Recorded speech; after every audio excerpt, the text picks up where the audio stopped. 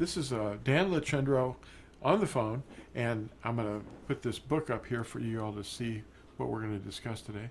It's The Return of Yahusha. The beginning is near. So, Dan, what was it you wanted to bring out in this book? Well, I think what it is, it's just really important that people get to know their Creator, first of all, and how to be in right standing with Him in these last days that we're living in. Because Christianity as a whole, even though they think so, they're not in the covenant relationship with Yahuwah. And that's not a good place to be. Yeah, they're practicing men's traditions just like they were 2,000 years ago. That's right. And, when you talk to them about these sort of things, they just don't, I don't know, they just don't seem to care. Or it's not important to them, or it's, well, that's inconvenient, or we don't see it that way. I mean, how simple can you make it? I mean, the Ten Commandments is the Ten Commandments is the Ten Commandments. It's very simple. And, like we talked before so many times, they have not been done away with. No. They're not here to show us that we can't keep them. That's what they're being taught, these things, though, in their lives. And I know that, I think it mentions in this book here, it was on, I think it's page 64, it says, Satan is insanely jealous. And it says, the covenant on page 73, which is the Ten Commandments, represents a bond of love between the maker of heaven and earth and those he has chosen from among humans to metaphorically be his wife. So, there's that jealousy right there is causing him to ramp up his efforts to deceive people. And that's another thing, too, is a lot of the Christians, they believe that they're the elect, the chosen ones, okay? And they believe also that they cannot be deceived. And that in itself is a deception, okay? To believe that you can't be deceived is being deceived. And they don't really see it that way, but, why aren't they keeping the appointed time? Why aren't they keeping the Sabbath day as the fourth commandment specifies, staying in their place? Why are they not, observing the dietary guidelines, eating unclean animals? Why are they doing all the traditions that Yahuwah specifically states not to do? See, these are all things that people really need to rethink.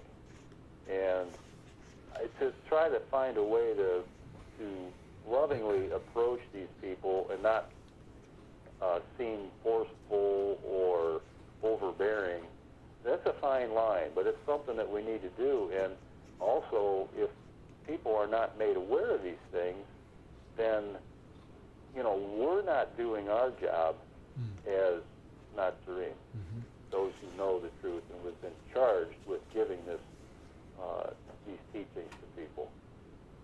So I don't know. I don't want to be in that class. Do you? No, it wouldn't be wise to be ignorant and to once you hear something that's true, and then you find out that he's not really into these fertility things like EASTER. They don't even know what they're saying when they say that word. It's no, they don't. One translation has it, and that's the King James, and that's in Acts 12. But the other translations don't use that word. And then the other fertility things like Mother's Day, Father's Day, Valentine's Day, even the thing they call Christmas is actually a fertility thing that was inherited and adopted as the time that Yahusha was born. But it was really the sun deity who was really Nimrod. We're going to have a lot of fun with explaining that, But the people are unaware, so they think, well, you're crazy, you're upside down, but it's them that are upside down. They won't receive the name because they won't obey.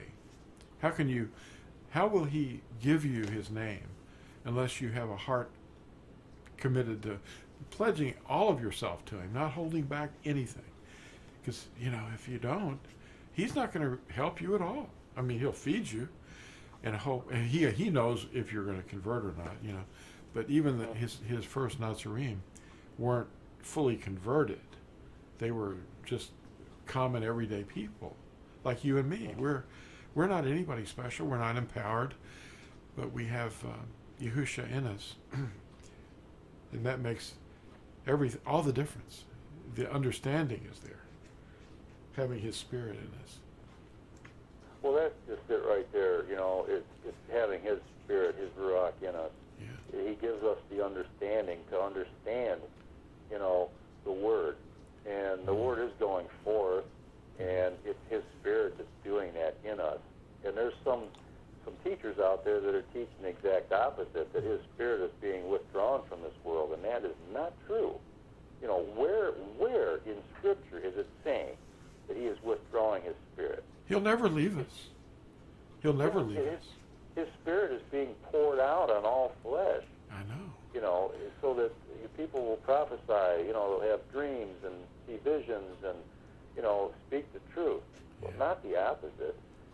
So, you know, I just got so many different things, but like we talked before, you know, our fight's not against flesh and blood, it's against powers and principalities in high places. Mm-hmm. And what they're doing is these principalities in this modern day are taking on human flesh, and they're deceiving and misleading just the multitude into this nonsense worship, these religions of man. And every one of them are false religions. Yeah. And it's something to distract the people from what's really going on. It's like a sleight of hand that the magician uses. And it's, you know, it's sad, but it's working. But on the other hand, Yahuwah is working too. And more people are starting to ask questions because there's the lies have been repeated so many times, and the people who do get a glimpse of Scripture every now and then are seeing things that it's like it's flashing up in their mind. It's like they're contradictions, and they're starting to ask questions, the brave ones, and they're not liking the answers that they're getting, so they're leaving the organization, and the organizations are feeling the heat. Yeah. And because they're losing money. So, you know, it's all about the merchant. I'm going to hold up that other book called The Lie and let people see it. It has a lot of questions in it that you can go and ask pastors and say, well, what's going on with these? Just ask them about 2 or 3 questions, and it all starts unraveling. Yeah, their countenance will change a little bit usually if they're being honest, and you might see a side of your pastor you've never seen before. So just ask the right question. And then there's the strong delusion, which is there. I mean, what is going on with the witchcraft that we're being exposed to, and they don't even know it's witchcraft. No, they don't realize it. They don't know. Witchcraft is just another word for rebellion. Yeah. And if you're rebelling against the truth, against Yahuwah's Spirit, then you're practicing witchcraft. And religion is witchcraft because it's rebellion. Yeah. Yeah, pulling them over into reality is unsettling to them at first, but when they just say, you know what, the 10 Commandments are teaching me how to love Yahuwah and how to love our neighbor, there's nothing wrong with that, And that's not the old covenant anyway. They don't know that. No, they don't. That's the eternal covenant. The old covenant was not in the ark. It was beside the ark. Yeah, it was animal blood, the instructions for animal blood. That's the Torah, the instructions for animal blood. But the Torah that's eternal is always, it's going to be here forever. But you see the bunny rabbit and eggs and the Christmas thing and Sunday morning worship services, they're not going to be around when Yahusha returns. He's not going to let that stuff go on. No, it gets washed away. Won't be any Santa Claus. Yeah. Yeah. The only name under Shamayim or heaven will be his name. That's right. It's awesome. But they don't know where to find it because they're not taught. They're just bouncing through Scripture, pulling out a phrase or a word or a small idea and imposing their belief on it. And that's called eisegesis. That's where you bring something to the study that it isn't teaching, but you already believe, so you search for it and you pull something out and hold it up. Yeah, you're searching for support for your belief system. Yeah, yeah, and that's a very strong way of deceiving people. Oh yeah. Yeah, My best advice would be get the book and read it, because there's so much in there, yeah, and it's all connected. And once you see the connections between everything, it'll basically open your eyes as to what's really going on behind the scenes. You know, it's kind of like in that movie, The Wizard of Oz. You know, Toto grabs the curtain and pulls back, and he reveals the wizard, who's really yanking all the levers, controlling, you know, everything that's being shown. Yeah, that's right. Yeah, they're caught up in a strong delusion, you know, and the cycle of paganism, you know, Babel, Nimrod, Babel stuff, is going on all around them all the time, in the stores. I mean, the whole thing is driving the world economy, and it's all idolatry, and it's all going to fall. That's what he's talking about in Revelation. Fallen is Babel. The reign of Babel is over, and the reign of Yahusha is going to replace it, and it's going to be everlasting. That's right. He's coming here. Yep, he's coming here. We're not going to heaven, okay, or living on some cloud someplace. He's coming here, okay, to set up camp.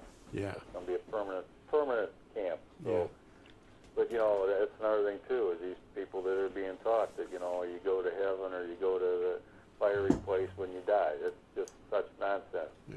You know, it's hard to get, you know, it's hard to get preconceived ideas out of your mind. You have to be teachable. You have to pray for a teachable spirit. And you know, you ask Yahusha, you know, what is your will for me? And he'll show you. You know, if you ask for the truth, he will reveal it to you. But be patient, because he's going to reveal it to you in his time, when he knows you can understand and accept it. That's very good. Yeah. All right. Well, we'll encourage people to get that book, and then also that one that you mentioned a month or two ago about the Torah Zone, which is going to help them too. It's going to show them some things in this book that are you know, coming straight out of Hinduism, or you know, the land of Nimrod. That's it. All right. Well, thanks, Dan. That's wonderful. And I'm going to go ahead and close it out. Thank you all for watching. See you next time. Bye.